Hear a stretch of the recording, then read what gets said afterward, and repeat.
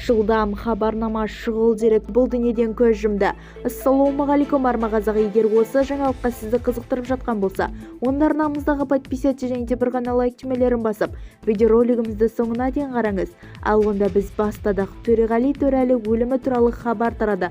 Әлеуметтік желіде отандық эстрада жұлдызы Төреғали Төреәлі қайтыс болғаны туралы хабар тараған. Бұл хабарды таратқандарға Төреғали Төреәлі өз жауабымен үн қатты деп хабарлайды Нұр.kz. Көп парақшалардың ұлы дала баласы Төреғали Төреәлі жол апатынан қайтыс болған мәлімделген. Халыққа тентектігіменен танылған әнші бұған жауапты әнмен жеткізді. Бір Алланың құлымын, ұлы дала ұлымын. Ассалаумағалейкум ағайын, мен тірімін. Ешқандай апат болған жоқ, үзілген жоқ құлыным. Кінәсін Алла кешірсін өтірік айтқан құлының. Разышылық үшін Алланың кешірдім менде қылығын.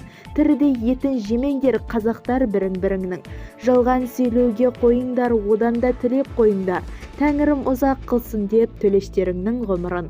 Бізді тамашалауды жалғастырыңыз, және де ең соңғы жаңалықтарды алғашқылар қатарында тек қана біздің каналымыздан таба аласыздар.